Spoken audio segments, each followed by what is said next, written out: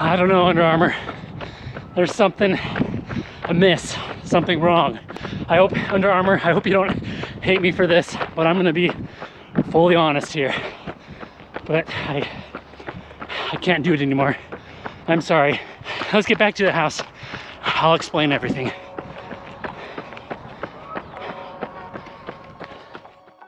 Under Armour states, working on your endurance? Build with our newest springiness UA Hover Plus cushioning. UA Infinite Elite keeps your legs feeling fresh for endless conditioning power. So, when game time comes, you'll be outrunning everyone. As for some of those specs and features, you get a thin web rubber outsole, Hover Plus midsole, which is beaded TPU based, IntelliKnit upper with micro details and textures, a TPU heel clip for added support, 3D molded sock liner, 40 millimeters of heel stack, 32 millimeters of forefoot stack for an 8 millimeter drop, weighing in at 326 grams or 11.5 ounces, and a US MSRP of $160. I should also note that Under Armour did provide this shoe for the purpose of review, but know that all thoughts and opinions are strictly my own.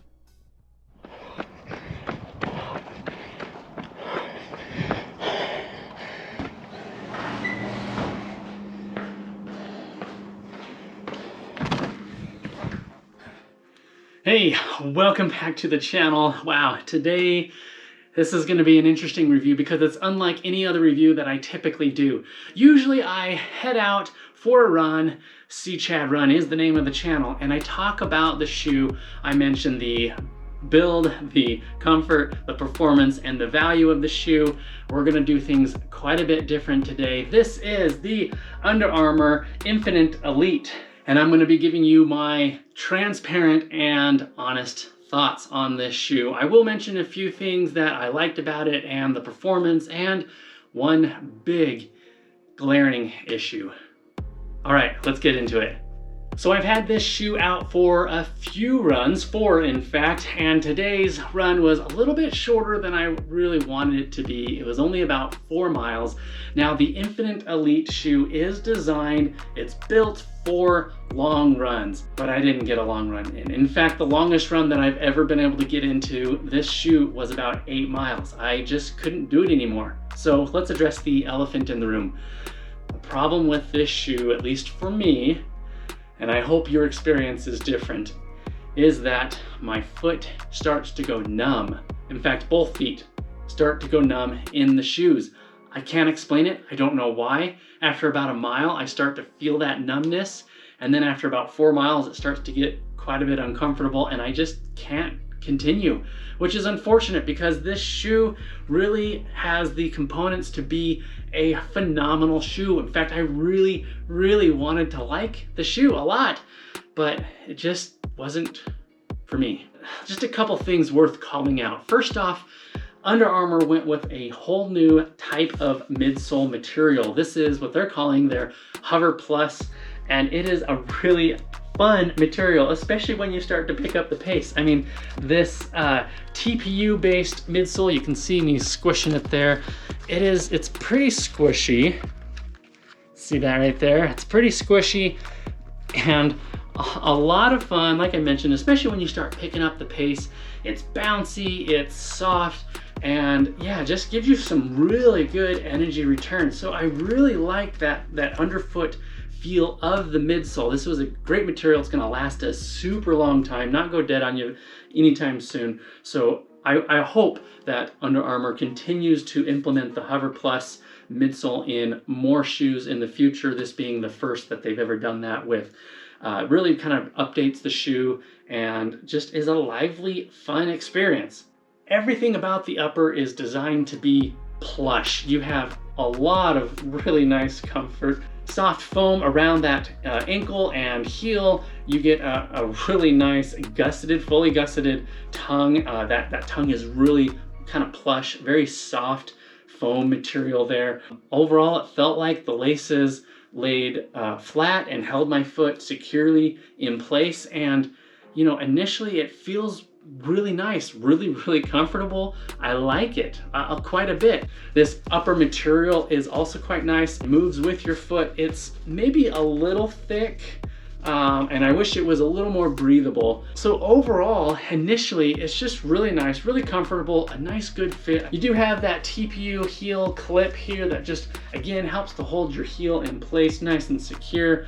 I know another YouTuber, I think it was 40 Runs, mentioned that he felt this heel clip. I didn't feel that, never felt like there was an issue. Just overall, nice plush comfort up there. And coupled with that midsole that's just nice and bouncy and soft, a lot of fun. No concerns with the outsole rubber. That thin web rubber is quite nice, nice and grippy. Like it a lot. But when it all came down to it, the shoe just wasn't for me. So I've stopped running in the shoe. I've only put about 25 miles into it and I can't do it anymore. I've got to stop. My feet go numb and it gets super uncomfortable, which is unfortunate because I felt like Under Armour, when they went to the drawing board, they looked at all the components that make for a really great shoe, especially a shoe that should be capable of going the distance and those long training miles, maybe even a marathon race. But it just, when it all came together, there's something missing about the shoe.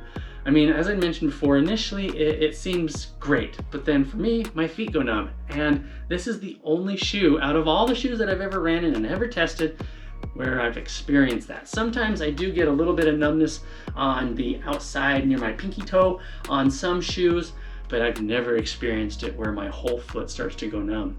So I think the idea and the intent behind the shoe is really great. They brought in all the right things, all the right components, but it just didn't work out. The sum of its parts are not greater than the whole in this case. Now, just a couple more things that I want to mention. There is 40 millimeters of heel stack. That is quite a bit. That's a lot. You're also getting a shoe that is about 326 grams or about 11.5 ounces. That's a pretty heavy shoe, and I feel like Under Armour, there were some opportunities here to reduce that weight. I mean, there's just a lot of plushness going on here. A lot of extra bulk that it really isn't necessary. For example, you can see how this flares out on each side. I just don't think that's needed. You can see how it flares off the back there. I think a lot of that could be shaved off. It's just not doing anything for you. Also, the thickness of this midsole. Yeah, let's reduce it a little bit. I just don't think that's needed either. A little bit of extra flaring out that could be reduced as well. And then the upper, this material could be lighter weight, could be quite a bit more breathable, maybe reduce the cushioning just a little bit around the ankle and the heel, and particularly in the tongue. This is quite a soft plush tongue, but it doesn't need to be that plush to keep it comfortable. So I think there were some major opportunities to really reduce everything that's going on with this shoe, reduce the weight, simplify it a little bit more, and I think then it would probably be a much better shoe, something that's more comfortable to run in, hopefully something where your foot doesn't go numb, something that is much more lighter weight and then therefore feels more lively, more energetic, more fun, more inspiring to continue to run in. All the right ideas, the right intent here, but it just wasn't executed well enough in this shoe, in my opinion. This shoe retails for $160 US MSRP. I think considering everything that you're getting here, that is a fair price to ask, but that's a lot of money to spend if the shoe isn't gonna work out to your advantage if you only get, like me, 25 miles into the shoe. Now, I am grateful for Under Armour for sending me this shoe for the purpose of review. But again, it's just my honest experience in the shoe. I can't continue to run in it, and therefore I don't know that I would recommend the shoe to you. All right, so I'm curious to know your thoughts on this shoe. I'm also really curious to know, and I'd love to hear your comments. Drop them down below. Let me know if there's ever been a shoe that you purchased or had ran in and it just didn't work out. What was it? What went wrong with the shoe? Why didn't it work for you? Love to hear your thoughts on that, your experiences in some of the other shoes. As for me in this shoe, I already mentioned it, but I'm not going to continue running in this shoe. This is going to become some sort of shelf queen, maybe just a walking shoe. I don't know. We'll see. That's all I have for you on today's review. Please subscribe, give the video a like, and again, drop a comment down below. Let me know what you think of this shoe, or if you've had a shoe that just didn't work out for you. I've got a lot more coming to the channel, a lot more shoe and gear reviews, and some run ventures, and a couple ultra run trail races. So stay tuned for that. I'm super excited. Again, subscribe if you're not already a subscriber, and consider joining the channel membership. Starts at only $1 a month and goes to support the channel and everything that I'm trying to do here. So, alrighty, until next time, remember to be consistent, express gratitude, and enjoy every mile, as I tried to do in these shoes. Alright, see you on the next one. Bye.